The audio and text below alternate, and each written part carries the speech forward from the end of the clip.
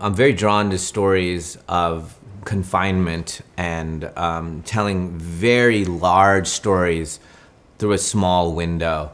That constriction, that balance, a juxtaposition of the size of the story and the way we're telling it really appealed to me and evoked my imagination in a very powerful way. And I think movie making, especially going to the movie theaters, needs to be a very experiential thing at this point. Why do you leave your house and go to the movie theaters? Well, you want to have the deepest, most profound experience. And this type of storytelling where you count on the incompleteness of it. That's a whole thesis of storytelling that I ascribe to, that you don't fill in everything and let the audience member do the dance with you. This isn't a dance performed for them entirely, but you require them to get up and be part of the dance. And that incompleteness that is inherent in these kind of stories where you're very confined and you're imagining everything. I mean, Twilight Zone, lived off of that. Conjuring of your imagination is required to finish the painting. That group, the three of them, were very much a family. Jonathan, Kristen, and Ben. It was magic to see.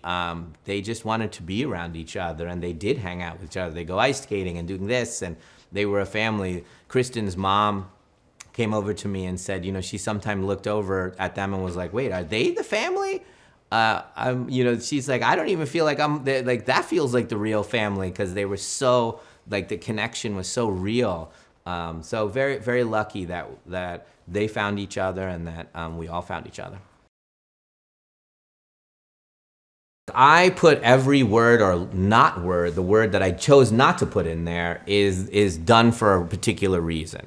And you may want to conform the dialogue to make it comfortable, to make it easier to say, but that hitch, that overstatement, that redundancy, or that awkwardness, or the flip of the verbiage of that's how I saw the character dealing with it. So before we go to let's change everything, okay? I want you to try as much as you can to get the original intention. Because if I give you that opportunity to let's change things, let's just constantly change things, yes, I understand how that's expedient and we can get to a truthful thing with an actor quickly. I get that, and especially with TV and things and when you're rushing and you're doing, but we're not doing that. We are going to do this one shot and we're going to spend hours on it. So I want to talk to you about trying to get that hitch in there that seems hard for you, that little weird like pause, and where does the anger come from? Why does that thing, let's talk about that rather than saying, I can't do it, or I don't understand it, end of conversation, or wouldn't it be easier to do that? And I always say, wow, you've really made it smoother. Did we improve it?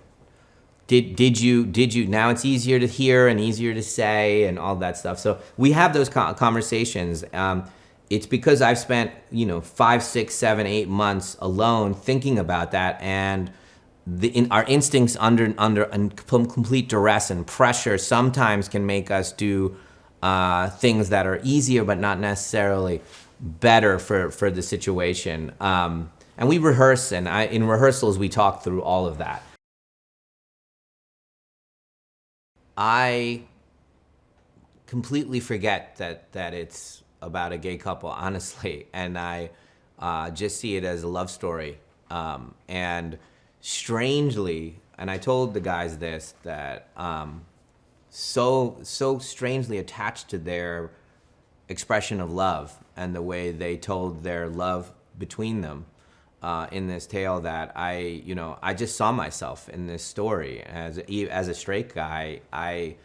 That's what love feels like to me too, and it may be in some way because it's marginalized or precarious and vulnerable, and the world isn't quite a place that's nurturing of that. I respond to that as well in some personal way, saying, I know it's extremely hard for all of us to be who we are. We're told how to conduct ourselves, what is smart, what is fashion, what is this. We're told everything, and yet each of us are this wonderful color, and it feels sometimes the things that are pokey about us, that are different, we squash that down, and then we don't feel really great about ourselves. So seeing two people being incredibly courageous and just telling a story that would normally just been told with a typical husband-wife story, and just having it told with these two people, super moving. I was saying, I was as a viewer watching as we shot this and made this, I was feeling things that I've never felt before for protagonists. I was seeing dynamics that were fresh and new. So seeing love through another angle was really a beautiful thing for me, and I didn't expect that. The things that restrain us as human beings, our fears, are things that we have to go at. We can't, most of us don't, right? Most of us avoid the things we're scared about and try to make our lives conform to experiences that don't trigger us, don't trigger our fear capacity. And so maybe we don't grow, maybe we don't experience things because we're scared. We don't travel, we don't date that person because we're not sure it's gonna work out, or we don't take that job, or whatever it is. And we confine ourselves. And I think just the basic premise of taking fear as the primary emotion that is afflicting the main characters, and having them, because circumstances won't allow them otherwise, to punch through that fear to get to the other side, I think it's structurally, emotionally a beautiful thing for audiences to feel like, wow, if I go at my fears and I experience the worst possible thing, my worst thing I can imagine, I can come out on the other side and I'm still standing, or I learned something important. That resonates with audiences. So I do find this genre very hopeful and a great vehicle for saying powerful things that can stick to us. To sense someone so incredibly open and receive it like that, it shatters all of the things that you have in you. And that's true for him when you're just speaking to him, as a human being, so giving. He doesn't protect himself at all, not even a little bit. Just an extraordinary human being to be around, and an extraordinary actor to direct. I can't say enough about him. I'm still trying to understand how Jonathan exists in the world. I told all 7 of the actors in Knock at the Cabin that every one of you has every right to feel bad for yourselves given what's happening in the story. You're not allowed. You are not allowed. So find another way. You can get angry. You can use humor. You can use artifice to try to trick your way out of things. Find a weapon to fight, to stay alive, because we love watching characters fight for their survival emotionally.